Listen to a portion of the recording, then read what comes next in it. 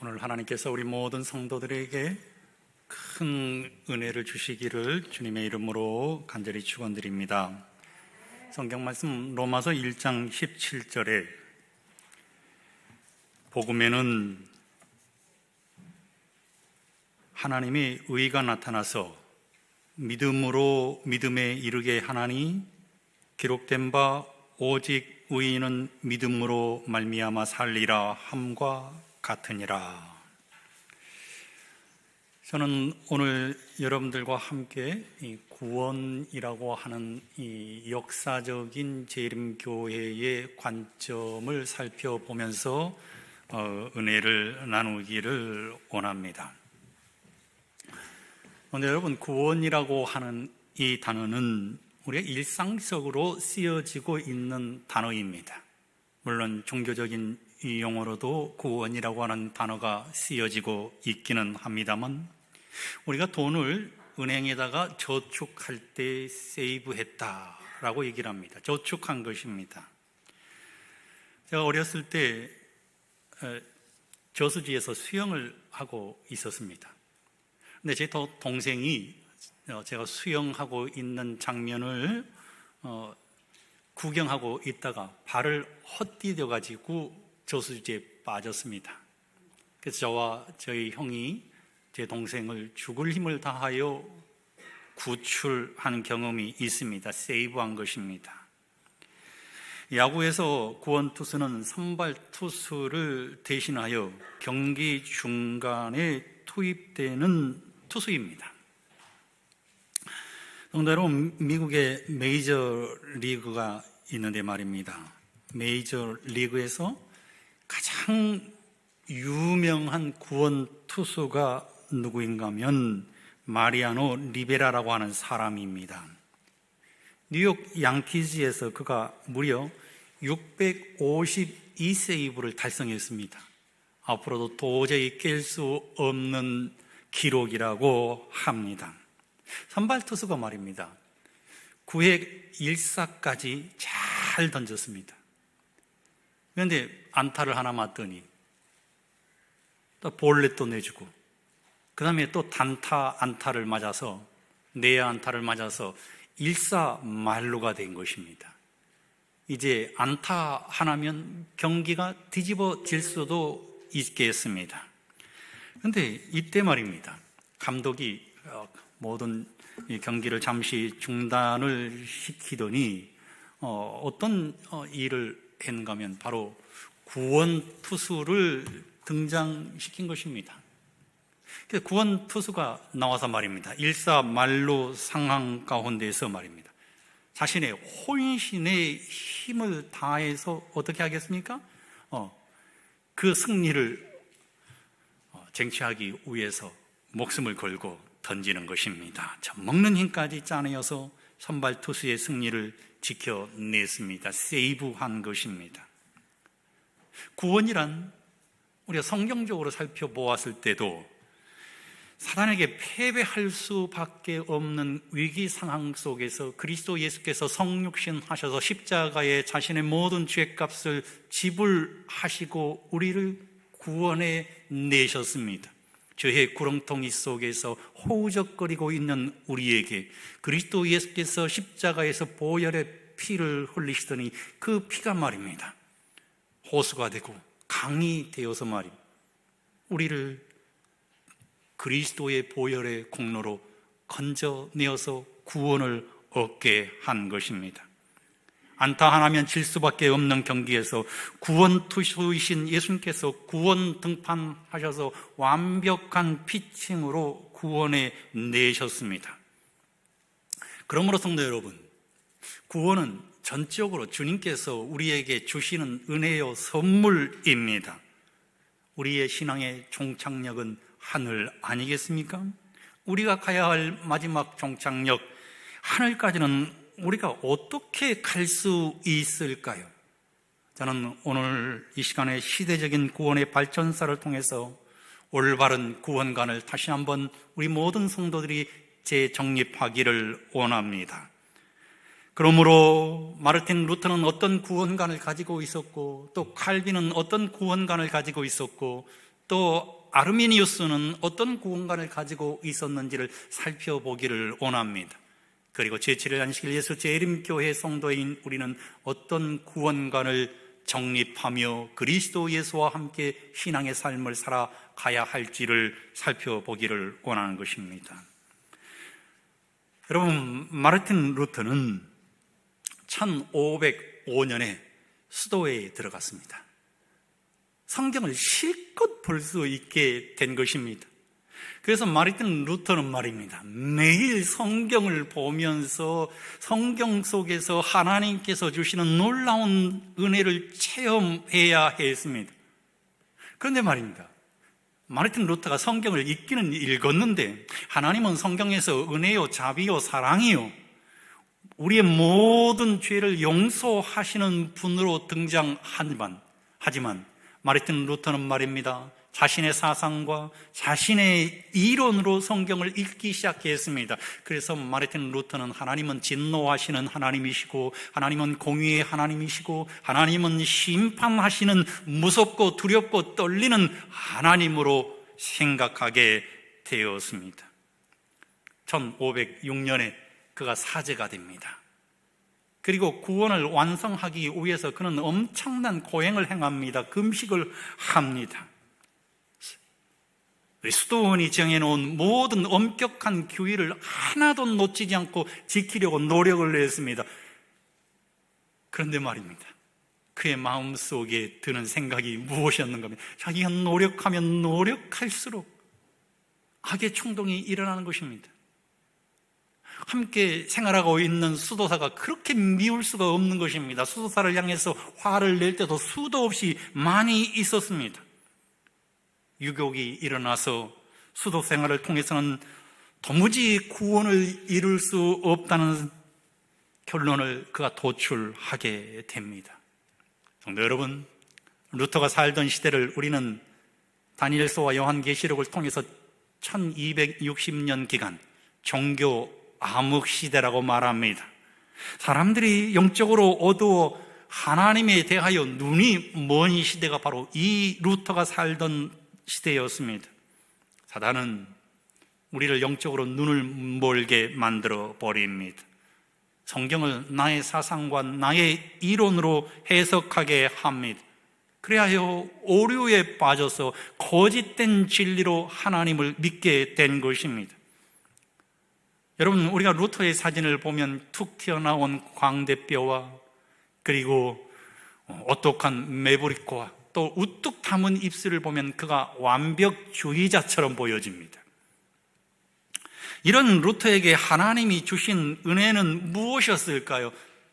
마르틴 루터는 구원 문제로 인하여 많은 고민을 했습니다. 그리고 괴로워했습니다. 매일 참회하고 매일 금욕했습니다.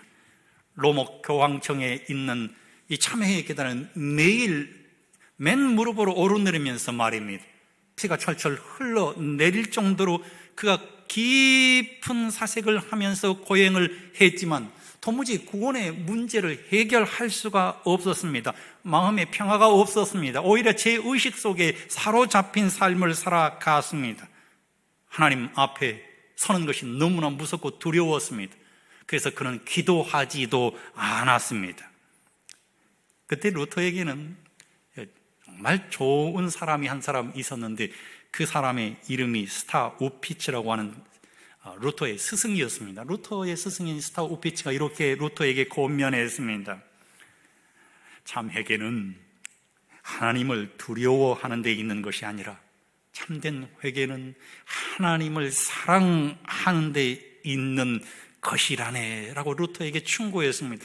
루터가 말입니다, 그 얘기를 듣고는 깊은 울림이 있어서, 감동이 있어서 그날 이후로 성경을 읽기 시작했는데 그가 시편 89편 16절을 묵상하던 중에 굉장히 큰 깨달음을 얻게 됩니다. 그 깨달음이 무엇인가 하면 구원은 하나님께서 주시는 의로 받는다는 사실을 알게 된 것입니다. 종일 주의 이름으로 기뻐하며 주의 의로 인하여 높아지오니, 주의 의로 높아진다는 사실을 깨달은 것입니다. 종교 암흑 시대의 말입니다. 모두가 눈이 먼 시대의 말입니다. 성도 여러분, 믿음으로 말미암는 의를 마르틴 루터가 깨닫게 된 것입니다. 복음에는 하나님의 의가 나타나서 믿음에 이르게 하나니, 기록된 바 오직 의인은 무엇으로 말미암아 살리라? 믿음으로 말미암아 살리라. 하나님의 의가 나타나는데 하나님의 의가 무엇인가? 루터는 로마서 3장 21절로 22절에서 이제는 율법 외에 하나님의 한 의가 나타났으니 예수 그리스도를 믿음으로 말미암아 모든 믿는 자에게 미치는 하나님의 의인이 차별이 없느니라. 의인은 그리스도 예수라는 사실을 알게 된 것입니다. 복음은 그리스도 예수라는 사실을 알게 된 것입니다. 여러분, 루터 당시에는 말입니다, 사람들이 구원을 얻기 위해서는 면죄부를 사야 했습니다. 부모님이나 혹은 친척이나 지인이 만일 죽어서 연옥에 머물러 있다면 면죄부를 사야만 모든 형벌에서 면해질 수 있다는 사실을 가르쳤습니다. 그래서 수많은 사람들이 면죄부를 샀습니다. 제가 당시를 살았던 사람이라고 하면 저도 틀림없이 면죄부를 샀을 것입니다. 유럽에 우뚝 솟아있는 정말 아름다운 중세 시대의 모든 성당들은 면죄부를 다 팔아서 지었다 해도 과언이 아닐 것입니다. 고행하고 금식하고 침례를 받고 성만찬을 행하고 고해 성사를 행하는 것은 은혜가 오는 수단으로 여긴 것입니다. 하나님의 은혜를 행위로 얻을 수 있도록 착각하게 만든 것입니다. 그런데 루터가 하나님께로부터 성경을 통해서 깨달은 진리는 무엇이었는가 하면 구원은 돈으로 사는 것이 아니라고 하는 것입니다. 금식하고 고행하고 침례를 받아야만 은혜가 오는 수단이 아니라고 하는 사실을 알게 된 것입니다. 구원은 오직 예수님의 은혜로 얻어지게 된다는 사실을 깨닫게 된 것입니다. 근데 여러분, 그래서 이 놀라운 사실을 깨달은 마르틴 루터는 1517년 10월 31일 면죄부를 파는 대주교와 주교에게 편지를 썼습니다. 구원은 오직 예수 그리스도를 믿는 믿음으로만 가능합니다. 하나님께서 주신 의로만 가능합니다. 그리고 그가 1518년 초에 95개 항목을 인쇄해서 돌렸습니다. 교황청에서 난리가 났습니다. 루터를 파면하려고 했습니다. 루터와 교황청과의 엄청난 싸움이 시작된 것입니다. 1520년 2월의 말입니다. 교황청에서 파문장을 루터에게 보냈습니다. 루터가 말입니다, 비텐베르그 대학에서 수많은 학생들이 지켜보는 가운데서 로마 교황청과 결별을 선언하면서 그 파문장을 불태워버립니다. 1521년에는 신성 로마 제국 황제인 찰스 5세가 루터의 문제를 해결하기 위해서 웜스에서 어전 회의를 개최합니다. 그리고는 이 찰스 5세가 루터를 향해서 말합니다. 형제여, 모든 것이 없던 것으로 여기면 당신을 용서하겠소. 그리고 당신이 쓴 모든 문서와 저서들을 다 불태워버리면 당신은 여전히 우리의 사랑하는 신부입니다 라고 얘기를 했습니다. 그때 루터가 엄청난 고백을 합니다. 엄수의 고백이라고 합니다. 하나님의 말씀과 나의 양심에 거리낌이 없는 한 엄수의 모든 벽돌들이 나를 덮친다 할지라도, 여러분, 엄수성의 모든 벽돌이 나를 덮친다 할지라도 나는 나의 주장을 취소할 수가 없습니다. 오 하나님, 내가 여기 있나이다. 나를 도우소서. 하나님께서는 이런 사람들을 사용하시지 않겠습니까? 루터가 말입니다, 독일 황제 카를 5세가 범죄자로 만들어서 이 보름수 칙령을 선포했는데 생사가 넘나 드는 위기 가운데서 작센주의 제후였던 프리드리라고 하는 사람이 루터를 납치해 가 버렸습니다. 그래가지고 루터를 보호했어요.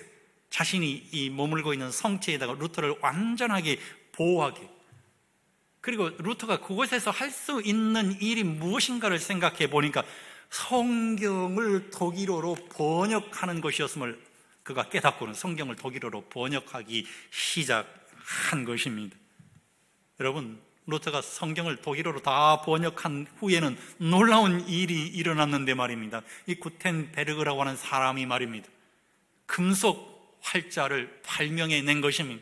그리고는 성경이 인쇄화되어서 말입니다, 신부만 읽었던 성경이 모든 평범한 신자들도 성경을 읽을 수 있게 된 것입니다.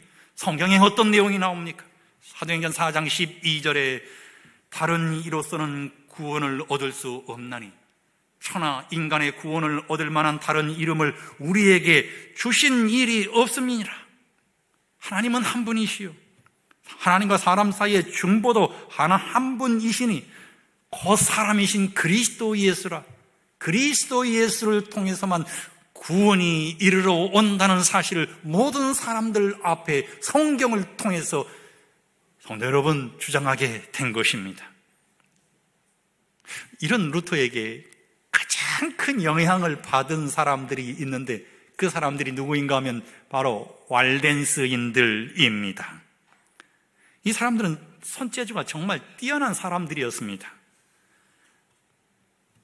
북부 이탈리아와 그리고 남부 프랑스에 이 사람들이 산과 계곡 골짜기로 들어가서 그리스도 예수를 오직 사수했습니다.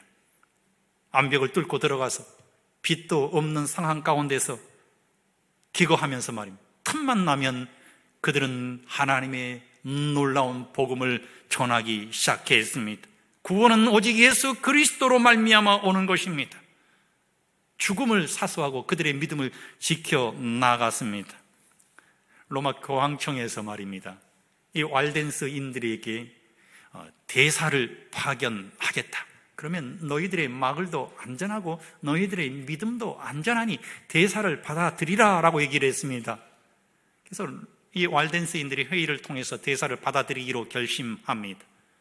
근데 여러분, 놀랍게도 말입니다, 교황청에서 대사를 파견할 때 군대도 함께 파견했습니다. 그 군대가 왈덴스인 대부분을 다 살육하고 말았습니다. 소수의 살아남은 왈덴스 교도들이 스위스와 핍박이 덜한 곳에 정착하게 됩니다. 여러분, 놀랍게도 그들은 말입니다, 안식일을 지키는 사람들 아니겠습니까? 나뭇가지로 말입니다, 하루하루를 표시해 가면서 안식일을 지키기 시작했습니다. 그들은 손재주가 정말 뛰어난 사람들이라고 말씀드렸습니다. 어떻게 하면 안식일을 정말 편하게 잘 지킬 수 있을까를 생각하던 그들이 말입니다, 만들어낸 물건이 하나 있는데 그것이 바로 시계입니다. 그들은 시계를 통해서 안식일을 정확하게 지켜낼 수 있었던 것입니다. 성도 여러분, 왈덴스인들에게 있어서 예수 그리스도는 그들의 전부였습니다. 예수님이 그들의 가슴 속에 살아있는 한 죽음도 두렵지 않았습니다. 루터가 깨달은 것은 오직 예수였습니다. 구원에 대한 두 가지 견해는 이 칼빈주의와 또 아르미니우스주의로 나뉘어지게 될 것입니다. 그런데 여러분, 칼빈은 어떤 구원관을 우리에게 제시합니까? 칼빈은 하나님이 선택받은 백성이 구원을 받을 수 있도록 모든 것을 예정하셨다라고 주장합니다. 오직 예정된 자들만 구원을 받은 것입니다. 무조건적인 하나님의 선택입니다. 그리고 예수님께서 십자가에 달려 돌아가신 것은 구원받은 사람들만 위한 것이다라고 주장합니다. 제한된 속죄인 것입니다. 한번 구원받으면 영원히 구원받는다는 논리도 폈습니다. 구원이 절대로 취소될 수 없다고 말한 것입니다. 성도의 인내를 강조했습니다. 무조건적인 은혜인데 우리는 이것을 가리켜서 예정설이라고 말합니다. 여러분, 그런데 한번 선택받으면 하나님의 은혜를 거부할 수 없다는 논리는 인간의 자유의지를 침범했을 뿐만 아니라 인간의 자유의지를 약화시키는 결과를 가져왔습니다. 하나님께서 구원하기로 작정한 백성은 끝까지 하나님께서 견인해 주심으로 중간에 어떤 일이 일어난다 할지라도 그 구원은 영원하다라고 하는 인간의 방종을 가져올 수 있는 논리도 편 것입니다. 인간이 어떠한 범죄를 저지른다 할지라도 구원이 취소되지 않는다는 난제에 부닥치게 된 것입니다. 여러분, 아르미니스주의자들은 어떤 구원관을 펼쳤을까요? 그들은 하나님의 선택이 조건적이라고 주장합니다. 무제한적인 속죄를 주장했습니다. 예수님께서 십자가에 달려 돌아가신 것은 모든 인류를 위한 것이라고 주장한 것입니다. 뿐만 아니라 개인이 구원을 거부하면 그 구원을 잃어버릴 수도 있다라고 주장했습니다. 이런 측면에서 아르미니스주의는 재림교회의 구원관과 상당히 유사한 점이 많이 있습니다. 그런데 문제는 구원은 내가 회개하고 내가 자복하고 내가 선행을 행해야만 구원을 얻는다고 하는 행함으로 말미암는 의의 당착에 빠지게 됩니다. 구원을 이루기 위해서는 하나님께서 선택하셔야 하고 구원을 이루기 위해서는 나의 엄청난 노력이 가미되어져야만 그 구원이 나의 구원이 된다라고 주장했습니다. 여러분, 그런데 성경은 오늘 우리에게 어떻게 얘기하고 있습니까? 구원의 수단은 예수님밖에 없다고 성경은 가르칩니다. 그 어떤 지푸라기 같은 수단이라 할지라도 구원을 이루어낼 수 없다라고 주장합니다. 유대인들은 안식일을 지키기 위해서 이 미시나를 가지고 있었는데 이 미시나는 600개의 룰을 가지고 있습니다. 그런데 유대인들이 생각한 것이 무엇이었습니까? 율법으로는 의의를 이룰 수 없다는 사실을 알았습니다. 사도행전 5장 31절에 있는 말씀을 보면 이스라엘로 회개케 하사 제사함을 얻게 하시려고 그를 오른손으로 높이사 임금과 구주를 삼으셨느니라. 이스라엘로 회개케 하사. 여러분, 회개는 내가 하는 게 아닙니다. 하나님께서 회개케 하사라고 기록되어 있는 것입니다. 하나님께서 나를 초청하시는 것입니다. 우리가 예수님의 구원을 받아들이면 우리는 열매를 맺게 되는데 그 열매가 바로 회개의 열매요, 그 열매가 자복의 열매요, 그 열매가 믿음의 열매인 것임을 성경은 우리에게 가르치고 있는 것입니다. 로마서 2장 4절에도 성도 여러분, 하나님의 인자하심으로 우리가 회개케 할 수 있는 은혜를 입었다라고 기록하고 있습니다. 내가 연약할 때 하나님의 인자하심이, 내가 실패한 그리스도인이라 할지라도 예수 그리스도 안에 머물러 있으면 하나님의 인자하심이 내 가슴 속에 들어오셔서 나로 하여금 회개할 수 있는 은혜를 얻게 하신다고 하는 것입니다. 제7일 예수 재림교회는 1888년에 미네아폴리스 총회가 열렸습니다. 몇 명이 참석했을까요? 91명이 참석했습니다. 또 수많은 사람들이 또 모여서 그 관람하기도 했습니다. 10월 17일부터 시작해가지고 11월 4일까지 무려 19일 동안 대총회가 열렸다고 합니다. 지금은 10일 열리는데 내년에 미국에서 대총회가 다시 열리게 되는데요, 더 당겨졌습니다. 그런데 19일 동안 대총회가 열린 이유가 무엇인가 역사적으로 살펴보니까 7일 동안 이 목회 강좌가 열렸어요. 집중적으로 성경을 연구했습니다. 노장파도 성경을 강좌하고 소장파도 성경을 강좌하고 있었는데 그 가운데 두 젊은이가 있었습니다. 그 두 젊은이의 이름이 존스와 아거너 올시다. 이 두 젊은이가 말입니다, 단에 서더니 여러분, 구원은 오직 그리스도 예수의 믿음으로 말미암아 이루어지는 것입니다. 당시에는 수많은 반대가 있었지만 엘렌 화이트이 두 젊은이의 기별을 옹호했습니다. 그리고 그 기별이 점점 발전해서 현재 우리가 믿는 재림교회의 구원관이 된 것입니다. 고린도전서 2장 2절에는 내가 너희 중에서 예수 그리스도와 그의 십자가에 못 박히신 것 외에는 아무것도 알지 아니하기로 작정하였습니다. 사도 바울이 깨달은 것이 무엇이었습니까? 예수 그리스도와 그의 십자가에 못 박히신 것 외에는 아무것도 알지 아니하기로 맹세한 것입니다. 구원이 오직 예수 그리스도를 통해서만 이루어진다는 사실을 안 것입니다. 내가 의로워지는 존재는 바로 그리스도 예수의 십자가 때문임을 알게 된 것입니다. 그래서 사도 바울은 갈라디아서 2장 20절에 내가 그리스도 예수와 함께 십자가에 못 박혔나니 라고 기록했습니다. 제가 지난 안식일에 하나님을 대하여는 산자로 여길지어다라고 여러분들에게 말씀을 선포했습니다.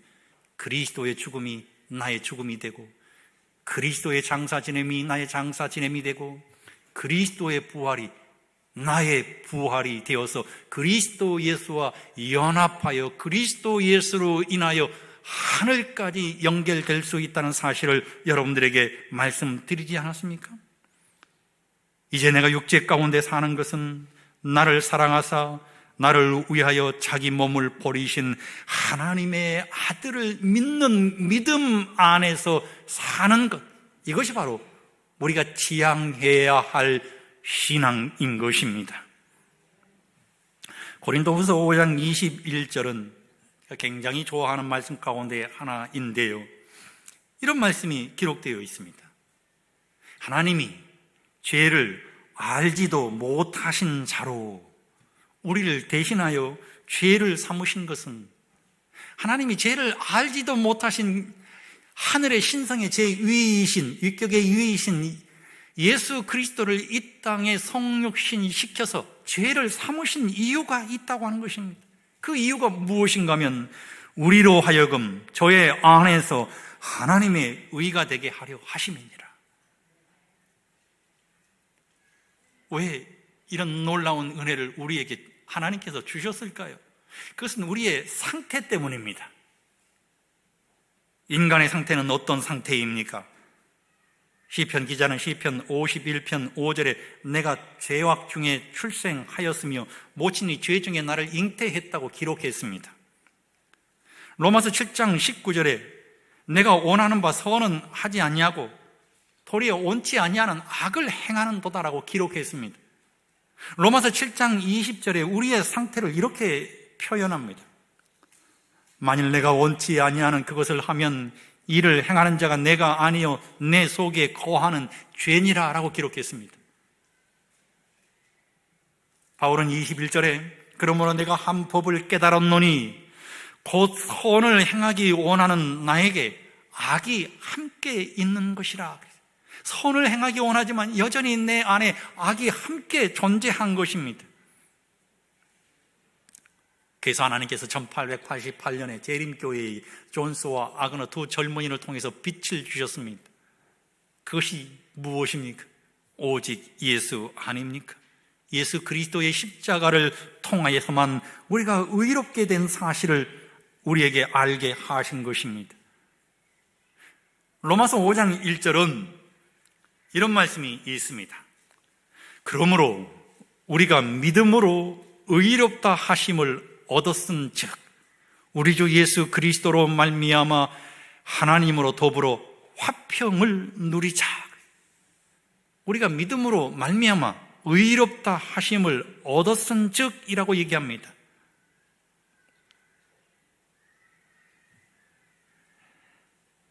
하나님이 예수 믿는 사람들을 죄 없다라고 선포하셨습니다. 선언하신 것입니다. 누가 감히 예수 믿는 사람들을 죄 있는 자, 죄인이라고 정죄할 수 있겠는가? 할례자도 믿음으로 말미암아 또는 무할례자도 믿음으로 말미암아 의롭다 하실 하나님은 한 분이시니라. 누가 능히 하나님의 택하신 자들을 송사하리요 의롭다 하신 이는 하나님이시니라. 하나님이 우리를 의롭다고 선언했어요. 여러분, 이 의롭다고 하는 이 단어는 이 헬라어로 디카이오스인데 법정 용어입니다. 스가랴서에 있는 말씀을 보면 대제사장 여호수아가 나옵니다. 여호수아는 이스라엘 백성 전체를 대표하는 대제사장 아니겠습니까? 그가 법정에 섰습니다. 하나님 앞에 선 것입니다. 사단의 고소에 의해서 말입니다. 여러분, 그에게 사형 선고가 내려졌습니다. 그의 행동으로서는 도저히 그가 대제사장으로서 자격이 없었습니다. 그가 구원받을 만한 그 어떤 흔적도 발견할 수 없는 흠투성이었습니다. 그때 여러분, 예수 그리스도께서 자신이 입고 있던 여러분 세마포를 벗어서 대제사장 여호사를 감싸버렸습니다. 그의 모든 죄를 덮어버렸습니다. 하나님께서 의롭다고 선언하셨습니다. 하나님께서 선언하신 것입니다. 의롭다는 말은 인쇄 용어이기도 합니다. 이 의롭다고 하는 이 단어는 justify인데, 인쇄하기 전에 종이가 다 준비되어서 인쇄하기 바로 직전 세팅되어 있는 상황인 것입니다. 이제 인쇄만 하기만 하면 되는 것입니다. 예수 그리스도의 은혜와 성령 하나님의 감동하심과 하나님의 사랑이 거기에 딱 고정되어 있는 것입니다. 그리고는 인쇄하기 시작했어요. 어떻게 인쇄하셨습니까? 의롭다고 인쇄하신 것입니다. 우리가 죄 없다고 인쇄하신 것입니다. 우리의 죄를 도말하시겠다고 인쇄해 버리신 것입니다. 어떻게 이런 선고를 하나님께서 하실 수 있겠습니까? 그 말씀이 로마서 8장 34절에 기록되어 있는데요. 누가 정죄하리요? 죽으실 뿐만 아니라 다시 살아나신 이는 그리스도 예수시니 그는 하나님 우편에 계신 자요 우리를 대하여 간구하는 자신이라고 말씀하고 있습니다. 믿음으로 말미암는 의인은 예수님의 십자가와 예수 그리스도의 부활을 믿을 때 십자가로 인하여 예수님께서 우리의 사망을 처리해 주시고 그리스도 예수께서 부활하심으로 인해서 우리에게 새로운 생명을 부여하심으로 인해서 그리스도 예수 안에서 우리가 산 자 새로운 피조물이 되었다고 하는 것입니다. 그래서 성경은 우리가 사망에서 생명으로 옮겨갔다고 선포하는 것입니다. 여러분, 우리가 깨끗해지는 이유가 무엇일까요? 저는 요한복음 15장 3절에 나타나 있는 말씀을 통해서 여러분들과 함께 큰 감동을 누리기를 원하는데요. 우리가 승리할 수 있는 방법이 요한복음 15장 3절에 기록되어 있습니다. 요한복음 15장 3절, 너희는 내가 일러준 말로 이미 깨끗하였으니 라고 기록했습니다. 이미 깨끗해진 것입니다. 제가 대학 다닐 때는 노작 교육이 있었습니다. 이제 노작 시간에 말입니다. 삼육대학에 이 포도나무가 굉장히 많이 있었습니다. 포도밭이 있었습니다. 겨울이 찾아올 때 당시 노작을 지도하셨던 한상경 교수가 말입니다. 땅을 파라고 했습니다. 그래서 저희가 땅을 파고 난 다음에 이제는 가지치기를 좀 하고 난 다음에 말입니다. 어떤 일을 했는가 하면 포도나무 가지에 있는 모든 껍질을 다 손으로 일일이 다 벗겨낸 것입니다. 그래서 그 이유가 무엇인가를 물었더니 그 교수님이 이렇게 얘기한 것입니다. 이 포도나무 이 겉껍질 속에 있는 사이사이에 모든 해충이 있어서 동면하면 포도나무 열매를 먹을 수가 없습니다. 그러니 다 벗겨내야 합니다. 그래서 우리가 다 벗겨냈어요. 그 말씀이 성경에 뭐라고 기록하고 있습니까? 너희는 내가 일러준 말로 이미 깨끗하였으니 예수님께서 우리의 모든 죄를 십자가에서 다 깨끗게 하신 것입니다. 예수님이 깨끗해졌다고 선포한 것입니다. 의롭다 하신다고 하는 이 용어가 인쇄 용어라고 하지 않았습니까? 우리의 모든 죄의 기록이 남아 있는데 그것을 예수님께서 다 도말하시고 재림하시는 것, 이것이 바로 예수님께서 우리에게 주시는 놀라운 구원 아니겠습니까?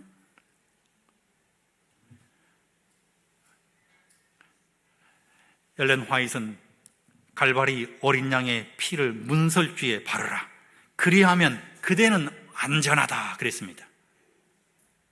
뿐만 아니라 1890년 이 편지에서는 이렇게 기록했어요. 그리스도, 오직 그리스도와 그의 의는 우리로 하여금 하늘에 들어갈 여권을 얻게 해줄 것이다 그랬습니다. 하늘에 들어갈 수 있는 여권을 얻게 해준다고 하는 것입니다. 여러분, 우리가 외국에 여행하기 위해서는 뭘 가지고 가야 합니까? 여권을 가지고 가야 합니다. 제가 하나님의 은혜로 이 미국에 가게 되었는데 어느 날 한 장로님께서 말입니다. 멕시코로 낚시를 가자고 얘기를 했습니다. 그래서 미국에 왔는데 멕시코까지 여행을 시켜준다는 사실에 너무 기분이 좋아가지고 우리 셋이서 가겠다고 그랬습니다. 3명의 목사님이 함께 갔는데 말입니다. 근데 옆에 있던 당시 이 미국에 심무하시는 목사님에게 목사님도 함께 가시죠 했더니 손사래를 쳤습니다. 난 아직 영주권을 받지 못했어. 내가 캐나다에 이 목사님이 어떤 집회가 있어서 가시게 되었는데 갈 때는 문제가 없었다고 그래요. 그래서 국경을 무사히 통과했는데 돌아올 때는 여권을 보더니 이 여권으로는 국경을 통과할 수 없다고 도장을 찍었다고 합니다. 그래서 엄청나게 고생을 했는데 말입니다. 멕시코에 나가면 다시 나갈 수는 있지만 돌아올 수 없다고 그랬어요. 그런데 우리는 여권을 가졌어요. 그래서 멕시코에 가서 낚시를 즐기고 돌아올 수 있었던 것입니다. 예수님의 십자가는 그리스도의 의는 그리스도의 희생은 그리스도의 사랑은 하늘로 들어갈 수 있는 여건임을 성도 여러분 기억하게 되시기를 바랍니다. 1892년 원고에서 엘렌 화이트이 이렇게 썼습니다.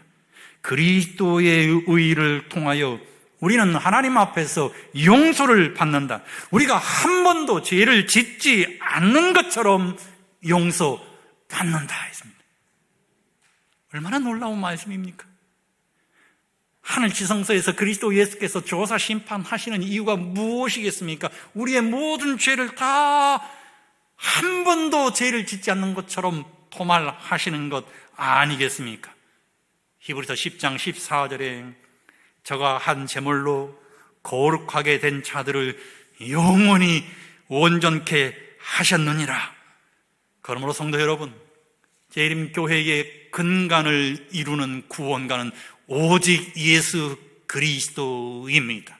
그리스도 예수를 힘입어서 순종하는 신앙의 삶을 통해서 예수님께서 이 땅에 다시 오시는 재림의 그날 아침에 저와 여러분들이 영원한 하늘 본향에 있게 되시기를 주님의 이름으로 간절히 축원드립니다.